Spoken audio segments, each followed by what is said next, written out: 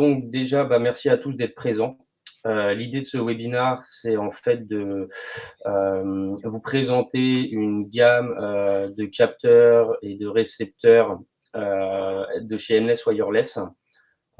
Donc l'idée, c'est effectivement de vous présenter un petit peu ces produits, les différentes technologies qui existent sur cette gamme.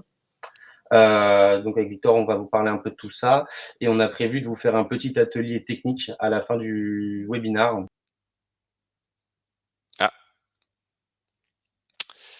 Alors, je crois qu'il y a un petit problème de connexion. Glenn, si tu m'entends, on ne reçoit plus le PC de Brice. Je ne sais pas si vous m'entendez, l'équipe Betib. Alors, si besoin, je peux projeter la présentation, mais de mon côté, je vous entends plus. Je ne sais pas si dans le chat, vous pouvez confirmer que Brice a disparu aussi.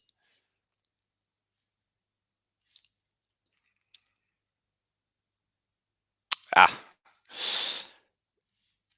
Brice, tu as disparu. Glenn, je ne sais pas si tu nous entends.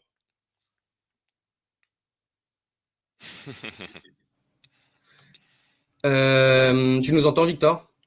Je vous entends, ouais. Vous aviez disparu là, à l'espace d'une petite minute. Ouais, un petit souci technique. Pas de souci. Désolé, ça vient pas d'Endless, c'est Livestorm. Pas de problème. Ok. Alors.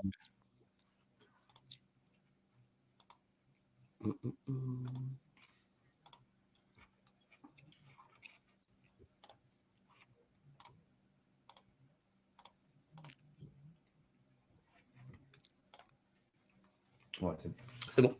Ouais. Super. Donc je suis désolé, je sais plus trop à quel moment on a disparu. Mais l'idée, voilà, c'est de vous présenter une gamme de capteurs sans fil radio que Betib distribue. On s'approvisionne effectivement chez Endless, donc Victor se présentera naturellement ensuite.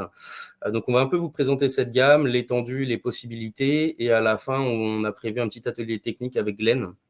Donc il va vous montrer comment on intègre les produits, comment on les appaire entre eux avec le récepteur. Et pour ceux qui font du Niagara, on a prévu de vous montrer aussi comment on remonte un petit peu ces données dans le Workbench et comment on va faire quelques vues, quelques graphiques un petit peu sympas pour visualiser un peu tout ça. Donc, Victor, je te laisse te présenter. Oui, avec plaisir. Bon, alors déjà, merci à l'équipe Betib de porter ce webinar. Chez Endless, on est, pour ceux qui ne nous connaissent pas, on est fabricant de capteurs radio, low power, longue portée pour des applications de gestion technique du bâtiment. On est partenaire Betib depuis 2020, si je ne dis pas de bêtises, vous me confirmerez peut-être, mais je crois que c'est ça, 2020. Oui, c'est ça. Donc, Betib distribue effectivement nos capteurs sur, alors aujourd'hui principalement sur une technologie qui sera mise en avant sur ce webinaire, qui est la technologie LoRa. Moi, je suis responsable commercial chez Endless Wireless et j'apporterai voilà, certaines précisions au long de ce webinaire pour appuyer les présentations de Brice et Glenn. Voilà. Merci Victor. Bonjour à tous. Donc moi c'est Glenn Laja, responsable du support technique chez Betib. Donc certains me connaissent déjà et là moi je vais intervenir pour une petite démo d'intégration des transmetteurs Endless dans Niagara et la configuration du récepteur. Merci Glenn, c'est parfait. Et puis du coup, moi-même, commercial chez Betib. Donc vous pourrez ne pas hésiter à me solliciter pour de la documentation suite à ce webinaire, des petits éléments complémentaires s'il faut, de la tarification, voilà, tout ce qui est un aspect commercial, vous pourrez me solliciter dessus. Alors, pour commencer, un petit laïus sur pourquoi choisir Endless Wireless et pourquoi Betib a aussi choisi de s'associer avec cette entreprise. C'est parce qu'on s'est rendu compte qu'effectivement, ils avaient une gamme assez large et qui répondait très bien à vos différents besoins en tant qu'intégrateur. Donc, effectivement, on va être sur des produits comme Victor disait, donc longue portée. Donc, sur la technologie LoRa, on reviendra tout à l'heure dessus. Mais sur du champ libre, on peut être à 3-4 km de portée. Après, effectivement, ça dépend toujours de l'environnement dans lequel on se situe avec la radio. Il faut faire des tests, mais on reste sur des longues portées. Peu énergivores, effectivement, les transmetteurs vont être équipés en fait de petites batteries. Et en fonction de la périodicité que vous allez paramétrer, en fait, vous allez avoir des durées de vie de 10 à 15 ans. Voilà, donc c'est très peu énergivore. Et comme on dit, c'est très simple et rapide à installer. Et ça, c'est ce que Glenn pourra vous montrer tout à l'heure. Donc Endless, c'est pas une entreprise qui date d'hier. Ils ont plus de 10 ans d'expérience et ils ont mis beaucoup de produits en circulation. Et au niveau international aussi, pas que en France. Donc voilà, ils ont d'autres distributeurs comme Betib dans d'autres pays. Mais voilà, ça montre un petit peu que Endless est sur le marché depuis longtemps et avec beaucoup de partenaires.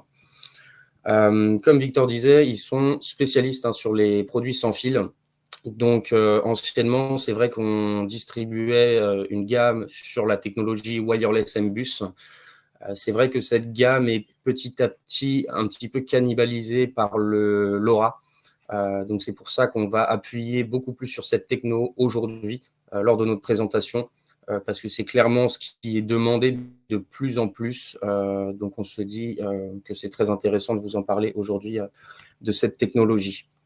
Endless, il faut savoir que c'est du made in France. Donc, ils sont basés à Bordeaux. Ils ont une production et une logistique locale.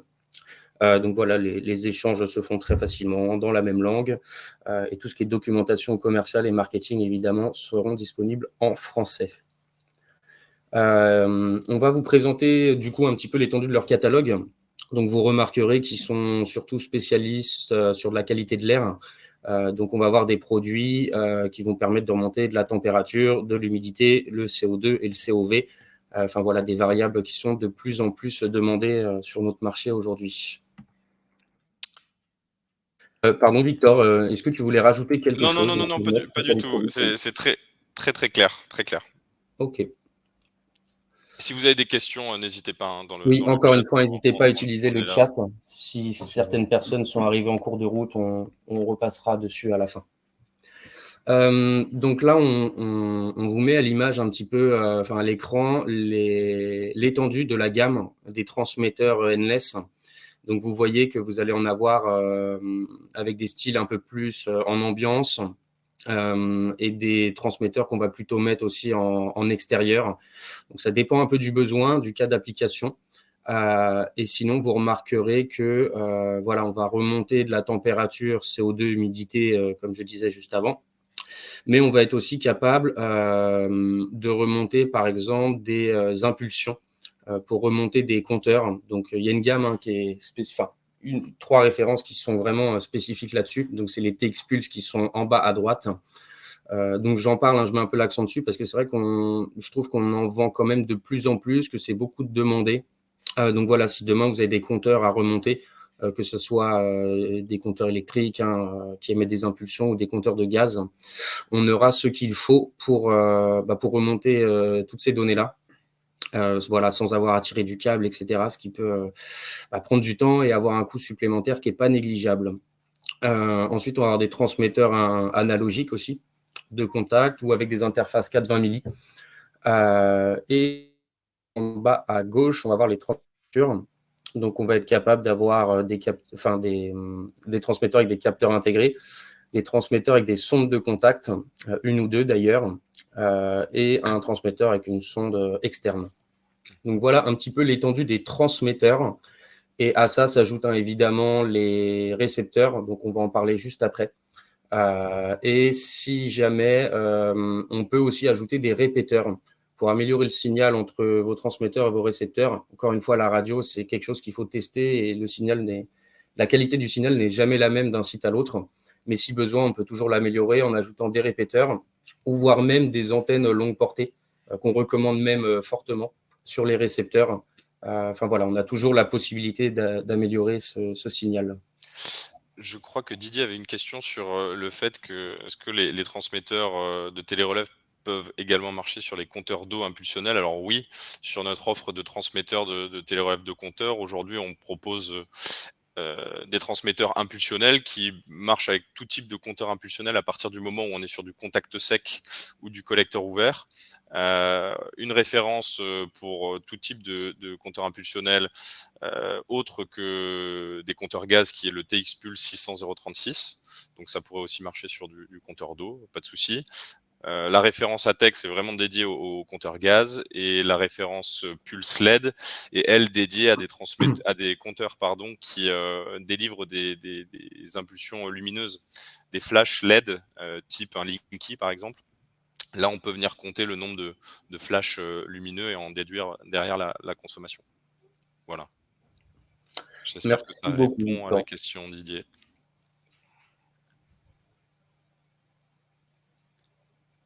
Parfait. Okay, ça a l'air clair. Merci Victor et merci Didier pour ton retour. Donc, en parlant des technologies, donc c'est vrai que ce webinaire, on va beaucoup plus, on va exclusivement même l'orienter sur la technologie LoRa, qui est à notre sens ce qui est le plus demandé aujourd'hui.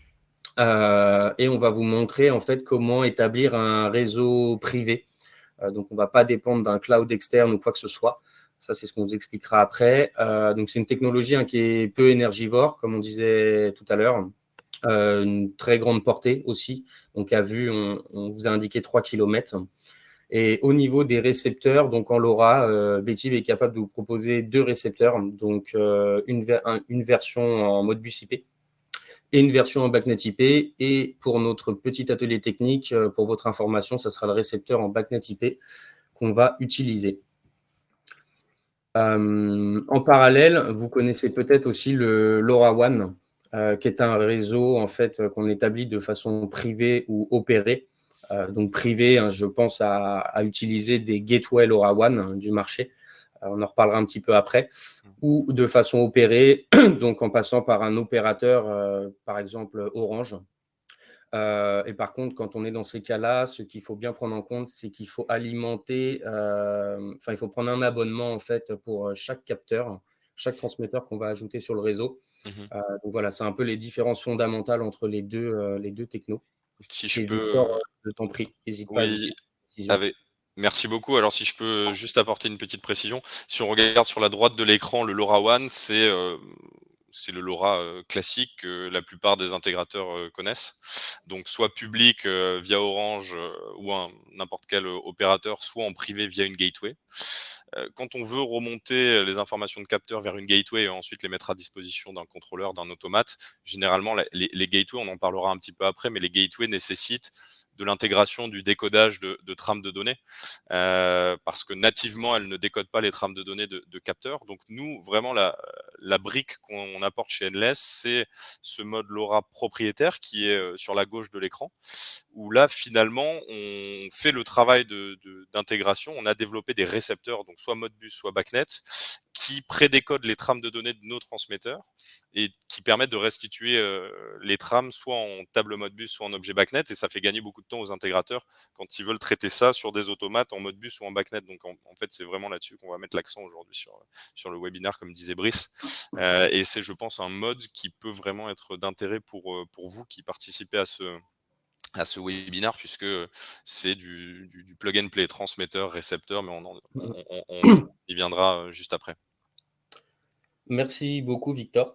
Céline, j'ai vu que tu avais une petite question sur le catalogue, que tu souhaitais recevoir le catalogue. Évidemment, une petite parenthèse, mais à l'issue de ce webinaire, je ferai un mail à chaque participant avec un petit compte-rendu et toutes les documentations utiles que vous pourriez avoir besoin. Donc oui, Céline, on t'enverra tout ça.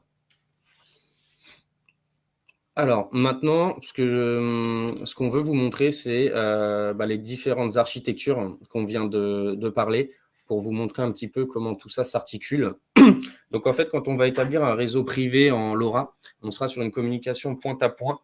Donc, voilà, il n'y aura pas d'éléments externes entre les transmetteurs et le récepteur. Donc, comme vous voyez, de façon très simple, on a affiché des transmetteurs sur la gauche. En fait, ces transmetteurs, effectivement, vont communiquer avec le récepteur. Et nous, on va récupérer avec un automate Niagara, ou d'ailleurs, vous pouvez le récupérer directement depuis votre supervision, les informations du récepteur, donc en Modbus IP ou BACnet IP. En termes de capacité, vous allez être limité, enfin, vous allez pouvoir avoir 40 équipements maximum sur le récepteur Modbus et 40 également sur le récepteur BACnet. Donc voilà, c'est des limites qui sont plutôt intéressantes, qui permettent d'avoir quand même pas mal d'équipements sur son réseau. Et comme je disais, voilà, l'acquisition va tout simplement se faire via un automate ou via son superviseur directement. Donc, c'est exactement cette architecture-là qu'on va mettre en place avec Glenn tout à l'heure. Et on vous montrera un petit peu, justement, comme Victor disait, la simplicité, la rapidité de mise en œuvre. Donc là, pour compléter ton propos, Brice, transmetteur qui communique avec le récepteur. En termes de distance en champ libre, comme tu disais tout à l'heure, on est sur 3 km 5, 4 km en champ libre. Bien évidemment, à l'intérieur d'un bâtiment, les distances avec les obstacles pourront être réduites, mais on est sur une gamme qui est dédiée à du monitoring de très grands bâtiments, voire de sites industriels. Et si jamais vous manquez de distance radio, vous avez la possibilité d'installer un, voire plusieurs répéteurs à mi-distance entre les transmetteurs et le récepteur. Donc voilà, sachant que vous pouvez aussi bien évidemment utiliser plusieurs récepteurs sur un même site, avec par exemple sur des grands sites, un récepteur qui sur une aile d'un bâtiment, un autre sur une autre aile, et puis vous allez récupérer différentes sondes en fonction des récepteurs. Mais on est vraiment sur de la radio très très longue portée sur cette technologie qu'on appelle une architecture chez nous LoRa privée et propriétaire. Puisque je le rappelle, nos récepteurs n'intègrent sur ce mode-là uniquement les trames de données de nos transmetteurs endless. Tout à fait. Et il y a quelque chose d'important aussi à dire sur ce schéma-là, c'est qu'effectivement, dans ce cas, on ne pourrait pas ajouter un transmetteur LoRa d'une autre marque. Voilà, le récepteur de chez Endless est exclusivement réservé pour ces transmetteurs-là. Donc, vous ne pouvez pas faire un mix de marques au niveau de cette architecture. Mais on va y venir. Pardon, Victor, vas-y. Non, pas de souci. Nous, chez Endless, on va tâcher de fournir aux intégrateurs une offre de capteurs la plus complète possible, justement pour que vous n'ayez pas nécessairement à partir sur des solutions plus ouvertes, qui nécessiteront fatalement du coup de l'intégration. Puis si jamais on avait des capteurs qui étaient manquants à notre gamme de produits, donc on en parlera après, mais on a des nouveautés produits qui arriveront aussi. Mais l'idée pour nous, c'est que notre gamme de capteurs suffisent à alimenter toutes vos applications et que vous puissiez utiliser notre mode propriétaire. Merci Victor. La prochaine architecture, du coup, on va être sur le LoRaWAN privé. Voilà, on a parlé de privé et d'opéré tout à l'heure. Là, on est vraiment sur le schéma privé. Donc la différence par rapport au schéma d'avant, comme vous le constatez, c'est que là on ne sera pas sur un récepteur de chez Endless, on sera vraiment sur une gateway LoRaWAN du marché. Donc on va en énumérer quelques-unes qu'on connaît un petit peu. Après voilà, c'est à vous en tant qu'intégrateur. Vous avez peut-être aussi vos habitudes, vos préférences, mais voilà, là on est vraiment dans une architecture où on va pouvoir interfacer des technologies. Donc on sera sur un réseau privé, pour le coup c'est toujours du point à point. La capacité, c'est difficile à dire effectivement comme on inscrit. Ça va en fait finalement dépendre de la gateway LoRaWAN que vous allez utiliser. Donc ça, c'est propre à chacun. Donc on peut pas le savoir sans connaître la marque. Mais voilà, c'est vraiment du propre à chacun. Et au niveau de l'acquisition, comme je disais, on est sur une gateway LoRaWAN qui va en fait centraliser les informations des capteurs. Sur on appelle ça un LoRa Network Server. Et ensuite, c'est votre supervision qui va venir récupérer ces informations-là sur le réseau. Et pour vous donner quelques exemples de Gateway LoRaWAN, voilà, nous, on met en avant, ou en tout cas, on a déjà testé la Carlink, la Multitech et la CloudGate. Peut-être que certains d'entre vous utilisent déjà ce type de produit. Mais voilà un petit peu comment s'architecture les produits en LoRaWAN privé. Exactement. Si je peux ajouter une chose aussi, vous pouvez aussi utiliser une gateway LoRaWAN qui peut être intéressante par son côté ouvert. Donc vous pouvez venir faire dialoguer différents capteurs de différents fabricants sur une même gateway LoRaWAN, ce qui n'est pas possible de faire avec notre récepteur. Vous pourriez aussi potentiellement convertir les données LoRaWAN Modbus ou en BACnet avec une gateway, mais ça, généralement, la plupart du temps, et j'insiste là-dessus, ça nécessite vraiment un travail de décodage, d'intégration qui peut être fastidieux. Et c'est là où notre mode propriétaire qu'on a présenté juste avant prend sens, dans la mesure où si vous voulez récupérer sur une GTB des informations en Modbus ou en BACnet, le récepteur pré-mâche le travail. Tout à fait. Merci Victor. Oui, je t'en prie. Pour la prochaine architecture, là, à mon sens, hein, vous nous le direz aussi, mais c'est une architecture qui, à mon avis, est moins adaptée à vos profils d'intégrateurs GTB. Parce que c'est vrai que ces architectures vont être utilisées, surtout quand on ne va pas forcément avoir de supervision ou d'automates concentrateurs et que nos sites sont très espacés. Mais voilà, c'est quand même important de la mettre en avant, cette architecture qui existe. Donc là, on sera sur une communication opérée avec des transmetteurs multimarques. Donc on ne sera pas que sur du endless. La capacité, pour le coup, là, il n'y a pas du tout de limite en fait, de nombre d'équipements. Ça va dépendre de l'abonnement que vous allez souscrire auprès de votre opérateur. Et effectivement, il faudra prendre un abonnement par transmetteur, mais il n'y aura pas de limite à ce niveau-là. Donc, vous pouvez finalement arriver avec des architectures très grandes avec beaucoup de monde. Donc là, on a mis en avant Orange pour l'opérateur. Donc, je ne sais pas si tu veux ajouter des précisions là-dessus, Victor. Écoute, non, mais c'est clair. Sur cette architecture-là, c'est une architecture qu'on appelle LoRaWAN opéré. Donc, vous positionnez les capteurs de n'importe quel fabricant dans une zone couverte par le réseau LoRaWAN d'un opérateur. Aujourd'hui, en France, le réseau LoRaWAN est opéré par Orange. Jusqu'à il y a encore pas très longtemps, il était aussi opéré par Obgenius, qui est toujours une filiale de Bouygues Telecom, mais Obgenius se désengage du LoRa là, petit à petit. Donc Orange a un réseau qui maille le territoire français. Donc vous prenez un capteur, vous le positionnez dans une zone couverte par le réseau d'Orange. Vous provisionnez chaque capteur avec un abonnement pour qu'il puisse dialoguer avec le cloud d'Orange. Donc à partir du moment où vous allez alimenter le capteur, les informations remonteront sur le cloud. Et derrière, vous pourrez traiter les informations qui sont stockées de manière brute sur le cloud à l'aide d'une plateforme de visualisation de données, d'une supervision.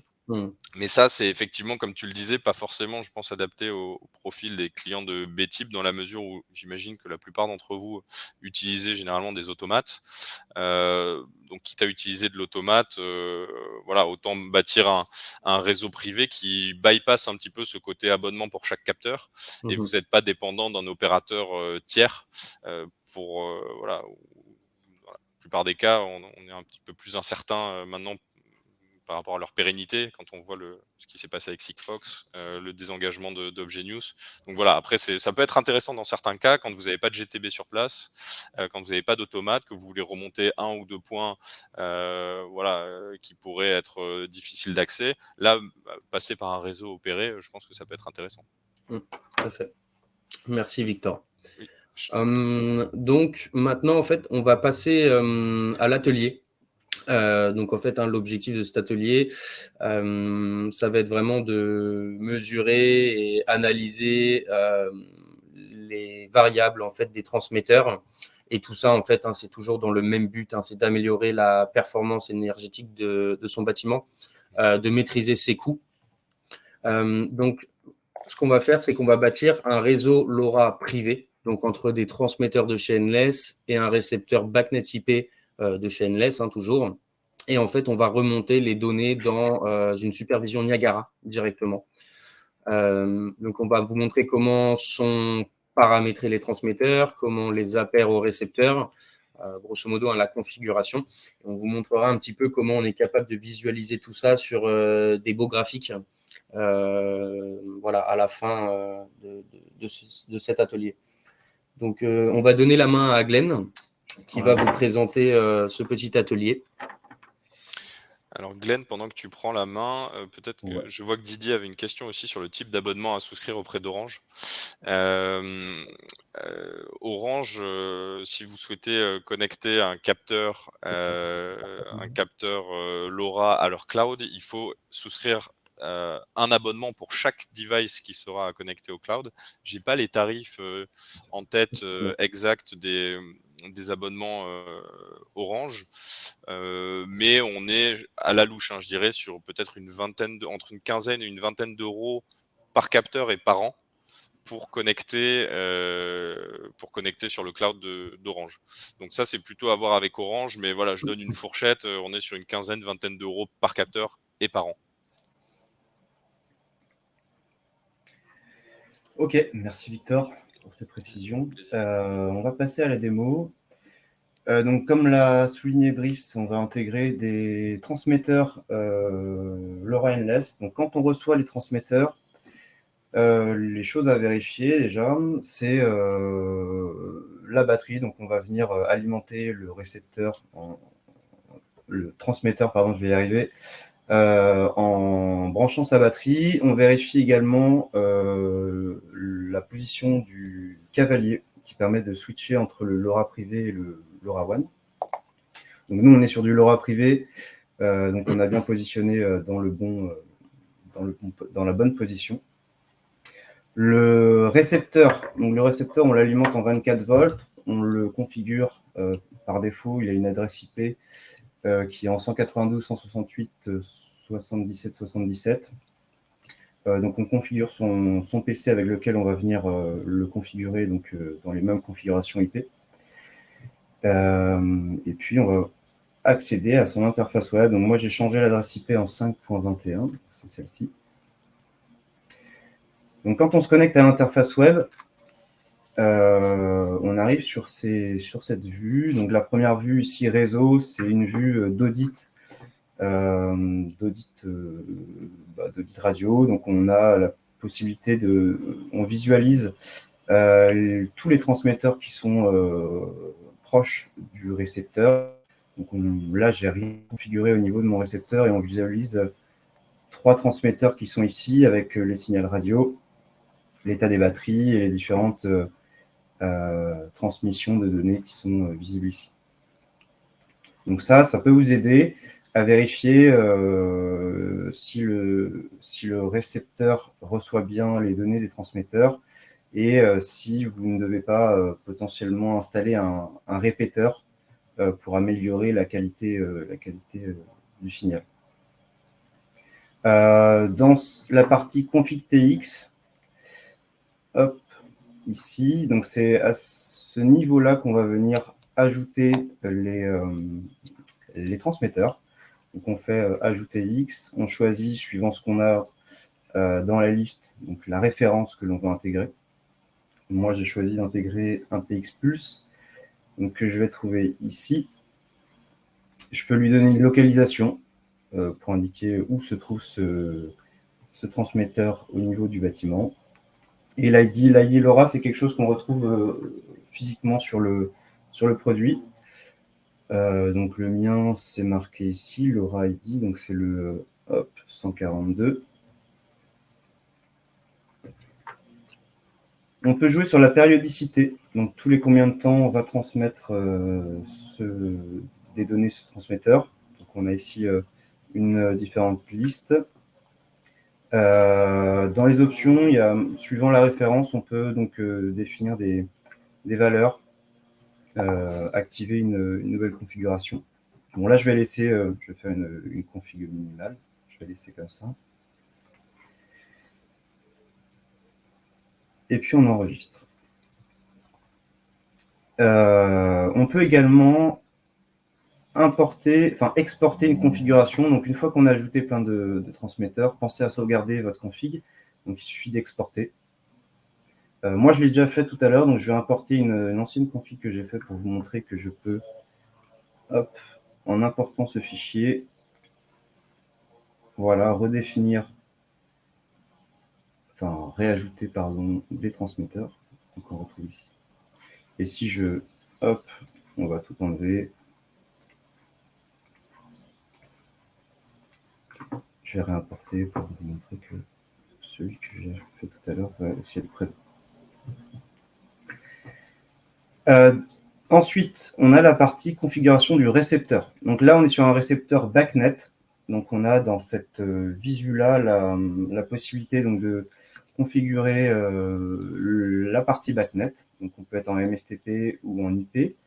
En IP, on a la config IP du récepteur, le réseau, donc le numéro du réseau BACnet, le réseau virtuel. Alors le réseau virtuel, c'est un segment BACnet qui est créé au niveau du récepteur. On appelle ça virtuel parce que ça représente en fait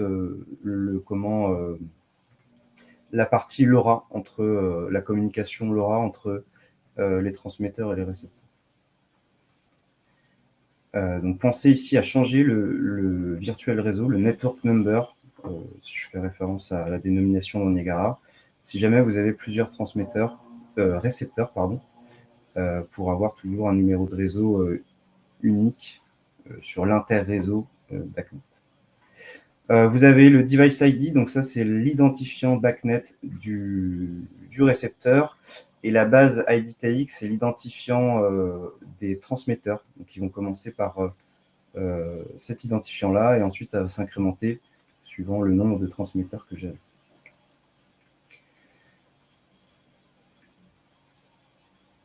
Ensuite, on a la partie admin. Donc là, on peut définir un mot de passe au niveau de l'accès web de la page de configuration du récepteur. Donc pensez à bien conserver ce mot de passe-là. Et vous pouvez aussi mettre à jour le firmware à partir d'ici, en chargeant un nouveau fichier. Par rapport au firmware, vous avez la version du framework qui est visible dans la partie réseau, qui est ici. Petite chose en plus, vous avez un bouton sur les transmetteurs. Ce bouton-là va vous permettre de simuler une valeur, de forcer l'envoi d'une donnée. Donc, par exemple, ici, si je le fais sur mon TX-Pulse, qui n'a pas l'air d'avoir été... Je vais le faire sur celui-là. Non, ça va fonctionner. Voilà, très bien.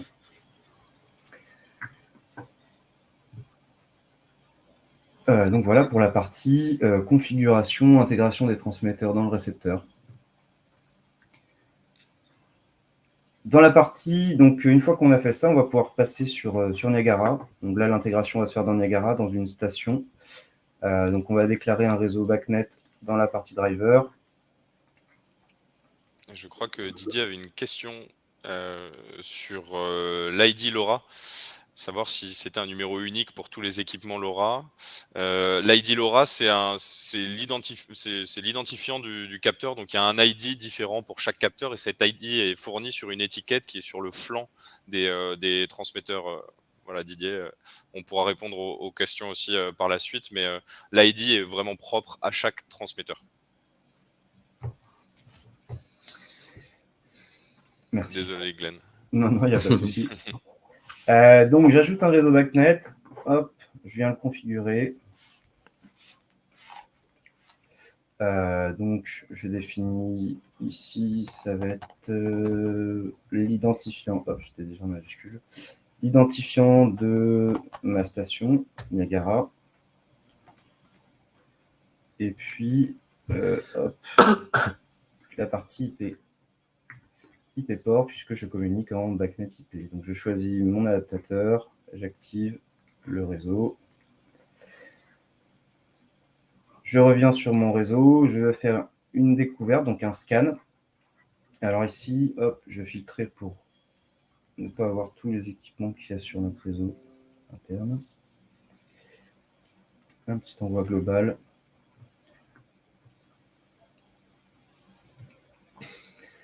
Et donc là, on va retrouver le récepteur qui se trouve ici, avec comme MAC adresse, donc l'adresse IP et puis le port BACnet. Et en dessous, on retrouve les 3 transmetteurs que j'ai ajoutés dans mon récepteur.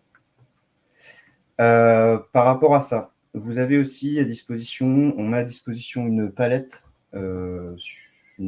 Niagara, dans laquelle on retrouve les différents produits qu'on distribue chez Betib. Et dans la partie BACnet, on a aussi donc les différents produits Endless qui sont disponibles ici, donc on pourrait ajouter en simplement glissant-déposant, et puis après en faisant un associé une fois qu'on a les transmetteurs qui sont en ligne. Donc ça permet de pouvoir programmer hors ligne, on va dire, par rapport au réseau. Donc, j'ajoute mes équipements. Hop. Alors, je vais juste faire ça parce que... Voilà. Ok, je peux vérifier en faisant un petit ping si tout est là.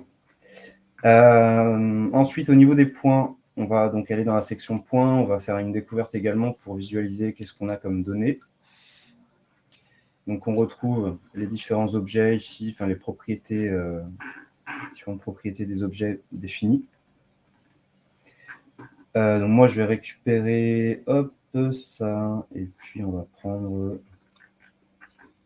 Qu'est-ce que j'avais d'autre ici? Tac, tac, tac. Les impulsions. Ok. Bon, je vais faire juste la même chose pour les autres, très rapidement. Une petite découverte. Hop. La température pour celui-ci.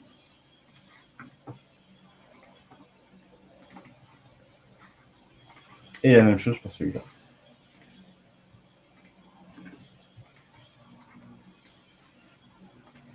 Okay. Donc une fois qu'on a les données qui sont montées dans Niagara, on va pouvoir les utiliser pour comment les rendre visibles dans une vue graphique. On peut aussi les monitorer. Donc on a la possibilité d'ajouter des extensions. Une petite extension d'historique au niveau des points, ici température 1, qu'on va ensuite pouvoir activer. Et donc ça, on retrouve l'historique dans la base de données d'historique. Hop, c'est celui-là. Donc on va pouvoir faire des choses. Hop, je rebascule ici. Je fais une petite station avec quelques vues. Ah oui, je suis en majuscule.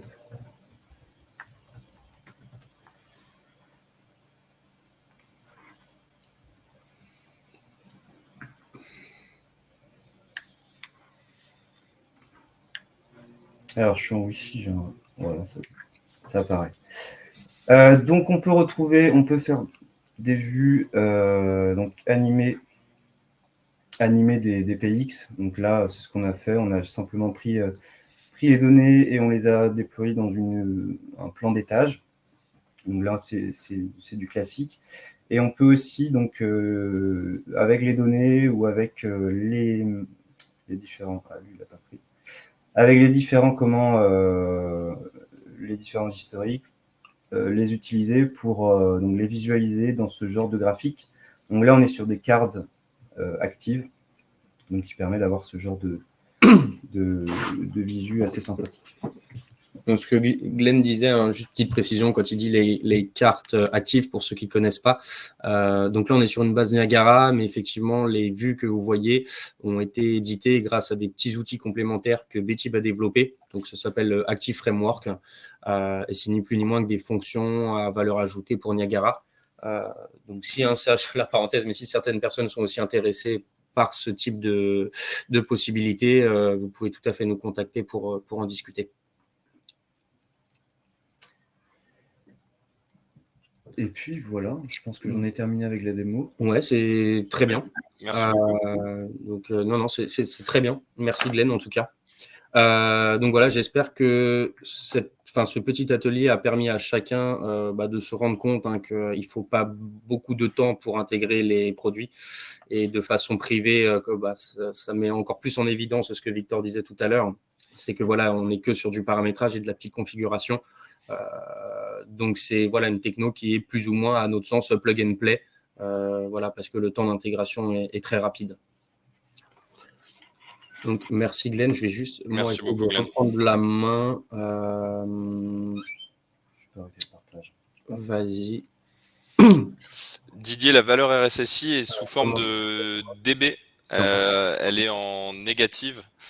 Donc, plus on s'éloigne de 0, moins le signal est bon.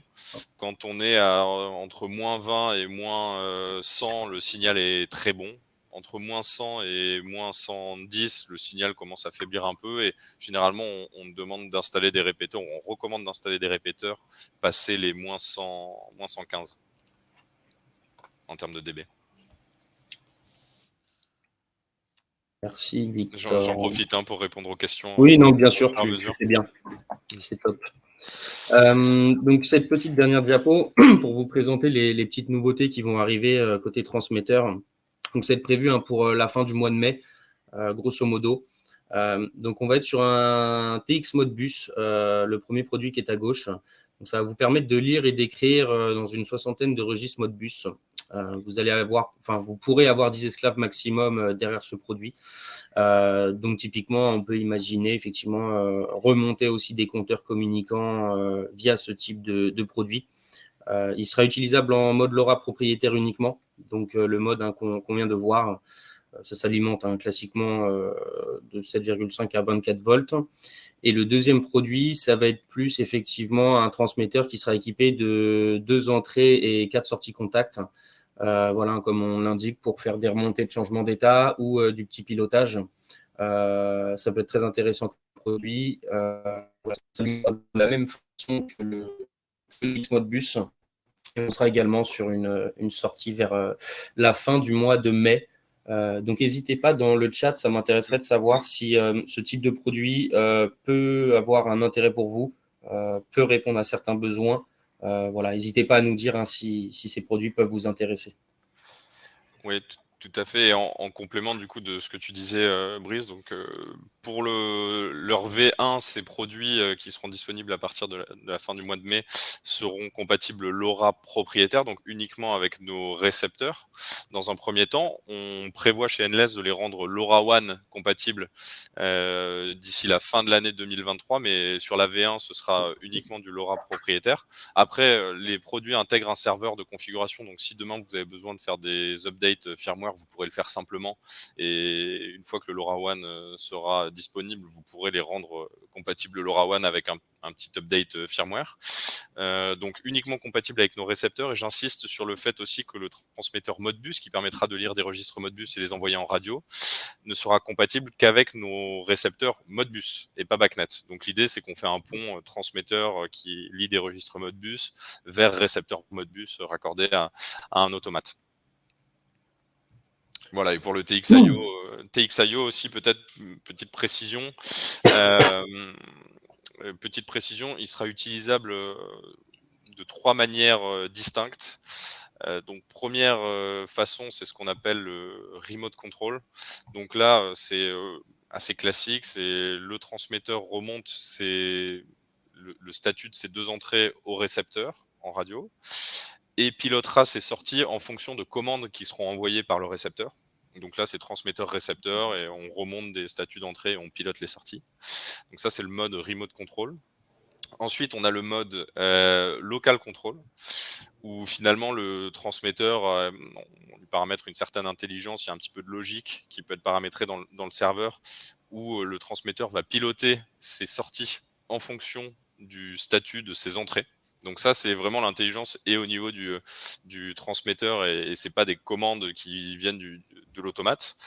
Donc ça, c'est le deuxième mode, local control. Et troisième mode, c'est un mode qu'on appelle le LoRa D2D, c'est device to device, où là, le transmetteur pourra dialoguer avec des transmetteurs de notre gamme en LoRa.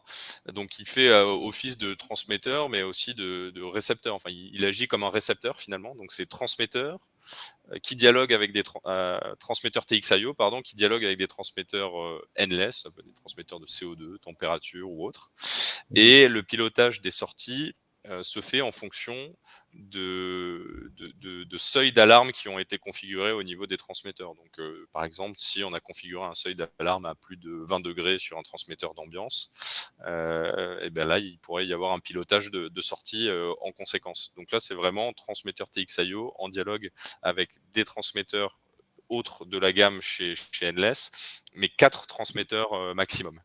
Donc c'est pas vraiment un récepteur, c'est pour faire dialoguer le TXIO avec d'autres transmetteurs de la gamme. Merci Victor pour toutes ces précisions. Je vais juste vous laisser afficher cette dernière diapositive. Pour ceux qui ne l'auraient pas encore, vous avez l'adresse mail du service commercial. Voilà, si vous avez besoin de questions, d'aide au dimensionnement, de chiffrage concret, vous pouvez tout à fait envoyer vos demandes ici.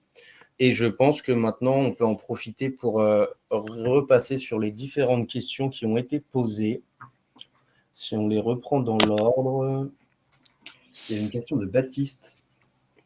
Donc, est-ce qu'il est possible qu'un transmetteur de température envoie sa valeur tous les pas de 0,5 degrés? Alors, si la question c'est de savoir si on peut uniquement envoyer des trames si jamais il y a un delta de 0,5 par rapport à la trame précédente, non, on est plutôt sur un mode de transmission périodique où là on va configurer une transmission toutes les 5, 10, 15 minutes ou autre, mais on ne fait pas de transmission sur seuil particulier. Ça pourrait être le cas à l'avenir, mais on y songe. Sur certaines applications, ça peut être intéressant, mais à ce jour, c'est vraiment assez simple, c'est de la transmission périodique. Merci Victor. Avec plaisir. Alors, il y avait une autre question de Mathieu. Donc, le remplacement des batteries est-il faisable simplement? Quid à l'appairage lors du remplacement? Les batteries se remplacent très facilement. On est sur des batteries que vous avez juste à sortir du produit. Il y a un petit connecteur Molex qui vient se raccorder sur la carte électronique. Donc non, le remplacement il est vraiment simple. Et quid de l'appairage? Pas de réappairage nécessaire, ou du moins il n'y a pas de nouvelles procédures d'installation à refaire une fois qu'on remplace les batteries. Les produits sont, je vais pas dire bêtes et méchants, mais vous remplacez une batterie, il n'y a rien à prévoir de particulier à part ça. Okay. Ensuite, question de Didier. Quel pooling possible en mode bus? On ne recommande pas de venir poler les registres mode bus sur une périodicité moindre de 5 secondes. Il faut éviter de sursolliciter le récepteur, sachant que les transmetteurs peuvent communiquer au minimum à un pas de temps de 1 minute. Donc finalement, un polling trop fréquent aura pas forcément de sens. Donc 5 secondes, voilà, c'est le minimum recommandé. Okay. Question de Baptiste, la durée de vie des batteries, c'est une période d'1 minute. Alors ça dépend des transmetteurs. On intègre dans certains transmetteurs, notamment les transmetteurs d'ambiance casing blanc, des batteries de type C. Et dans les transmetteurs avec un design un peu plus industriel, des batteries de type D. Donc les batteries de type C sont un peu plus petites que les batteries de type D. Bon, on a des calculs de durée de vie de batterie qui sont édités. Baptiste, je pense que vous pouvez regarder poser la question à Betib qui pourra vous répondre en détail, mais en tête, j'ai pas tous les éléments en tête, mais sur une transmission toutes les 5 minutes en mode propriétaire, sur à peu près tous les produits de la gamme, on est quasiment à 10 ans d'autonomie, à part pour un transmetteur un peu spécifique qui est le transmetteur CO2 qui consomme beaucoup plus quand même que le reste des transmetteurs de la gamme. Mais à 1 minute, voilà, on devrait conserver des autonomies correctes, même si c'est pas vraiment le cas d'application typique chez nous. Donc à voir, à déterminer au cas par cas en fonction de la référence de produit, de la référence de la batterie. Mais voilà, ça peut tenir quelques années, je pense, à 1 minute. Ok. Et question de Céline, le TXIO est-il indépendant ou se pilote avec un module maître? Alors le TXIO, il y a plusieurs modes d'utilisation. Soit il est piloté sur des commandes qui sont envoyées par le récepteur, soit il se pilote de manière indépendante où on va déterminer quelles sorties doivent être pilotées en fonction des valeurs des valeurs d'entrée. Soit il se pilote en fonction d'informations reçues de la part de nos transmetteurs dans le mode D2D dont je viens de parler, où là, il reçoit des informations de 4 capteurs maximum de notre gamme de produits, et en fonction de seuil d'alerte qui aurait été dépassé, il va piloter des sorties. Ok, merci Victor. J'ai pas l'impression qu'on ait d'autres questions pour le moment. Donc encore une fois, n'hésitez pas à utiliser l'adresse commerciale si vous avez des questions qui vous viennent par la suite ou à nous téléphoner directement, il n'y a aucun souci. On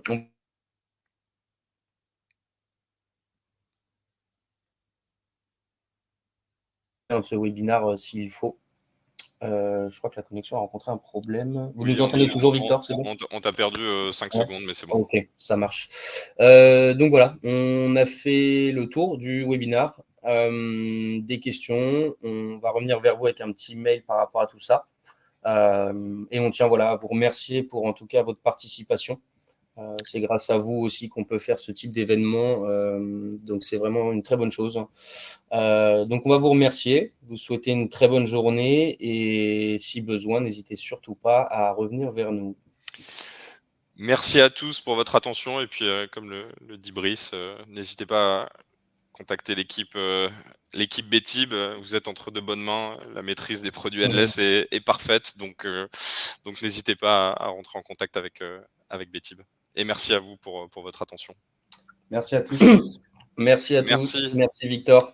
Avec plaisir. Merci à vous. À bientôt tout le monde. Bonne journée. Bonne fin de journée. À bientôt.